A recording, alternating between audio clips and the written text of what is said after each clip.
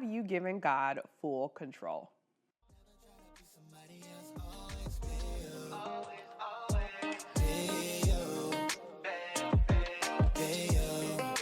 Welcome to the UBU podcast. My first ever guest is my husband, Alan B. How you doing today?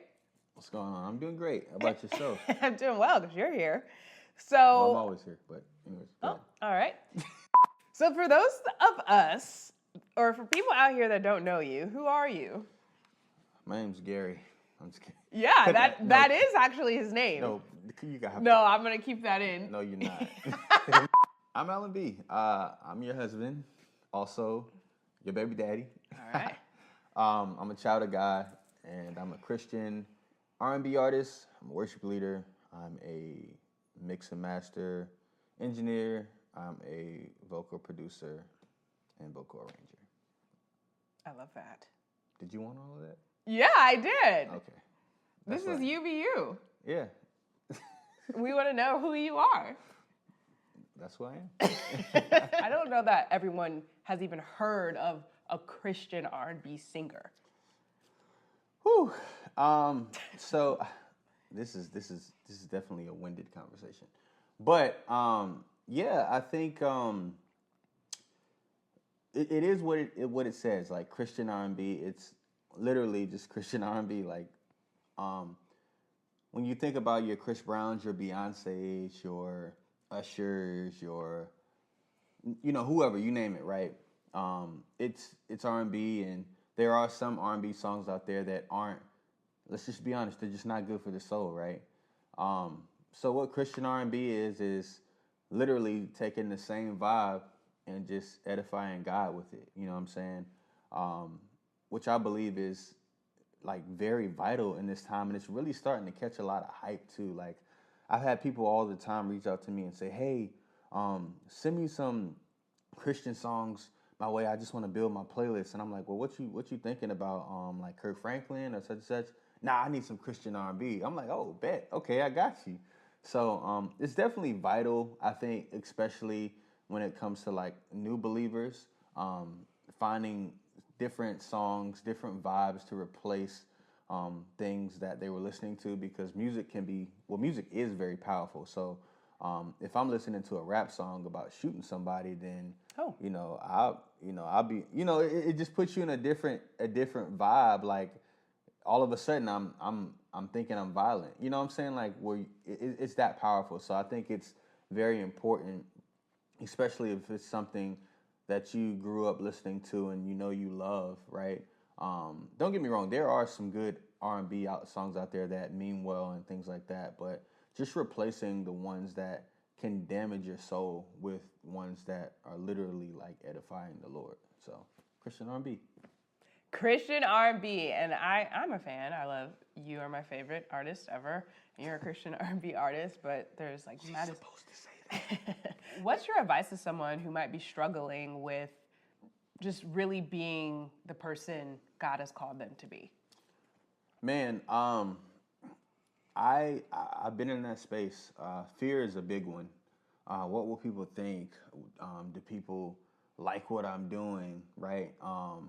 There's just so much that goes into it, but I think that all of those things that I would have like mind games with myself, like where I'm tormenting myself and not realizing I'm tormenting myself, when really like all God needs is my yes, right?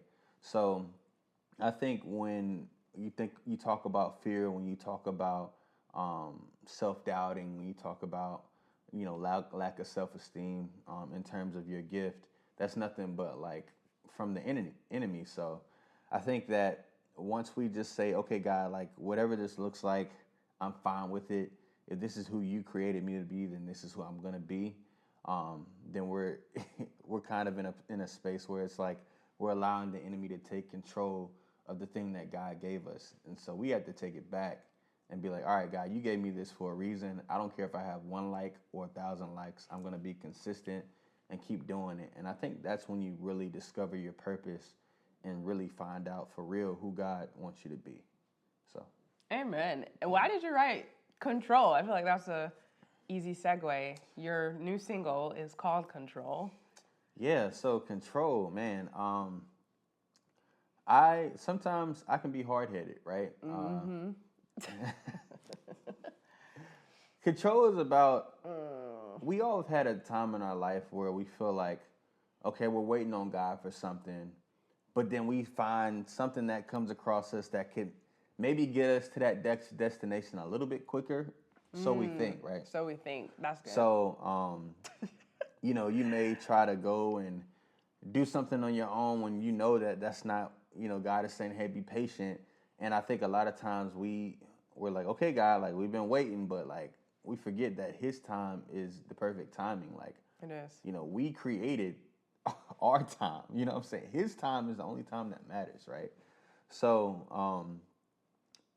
I'll get outside of myself and do something and end up messing it up way more and delaying what God had for me that I shouldn't have had to go through if I just would have been patient, right? So it's just control is just it's just really about surrendering everything that we have to the Lord and just allowing Him to take control over it. Just saying, you know what, God, like I know this situation doesn't look how I imagine it to look or know it should look, but I'm gonna just let you take control and I'm gonna let you guide the way.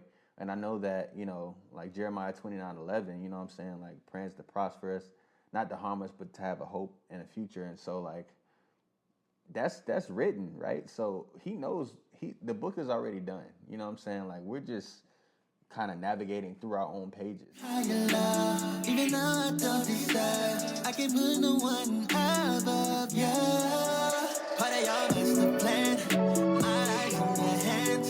No, I gotta let it go. You are in control, control my fate.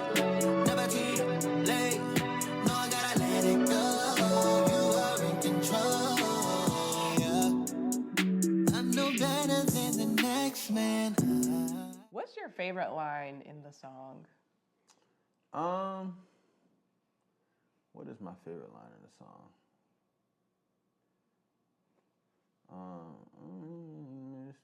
Trying to do things really the first verse. I've made so many mistakes trying to do things my way, and then like the next part it says captain of my own ship, but I forgot to kneel down to pray, and so it's like a lot of times we move so quickly that we forget to include God. And anytime we do that, we're just not going in the right direction. So it's like I'm driving a boat, I'm driving a ship, and it's like there's a storm coming, but I didn't include God to ask Him, should I go through the storm? Am I going to be safe? Or should I just do it on my own? So if I'm doing it on my own, I'm like midway in the storm, and I'm like, man, the waves are rocking. I'm all over the place. I shouldn't have done this. And now it's like I'm kind of in my own boat because I put myself in that situation. Yeah. So what's a situation where you were trying to control something and it wasn't quite what it needed to be, and then you gave God control, and obviously it was a much better situation? Well, I would have to say my wife. And she probably like, anyways. But yeah. So there was a time in my life where I was going through a lot, and I would try to take things into my control and try to date people and things like that, even when I knew it wasn't gonna work. And then I would end up being hurt in the end, like knowing that that wasn't what God had for me, right? And so it was one day where I was just like, all right, God, like I'm not worried about nothing else. I'm just gonna focus on you. Whatever you put in front of me, whenever that is, that's when I'm pursue it. And when I kid y'all not, I said that.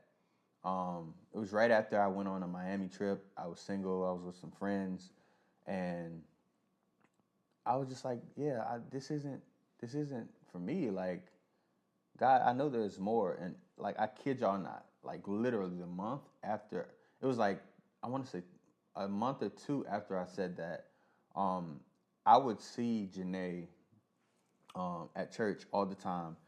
And it was just something about her that I could not ignore. Like, And I've never saw that in anybody else in my life.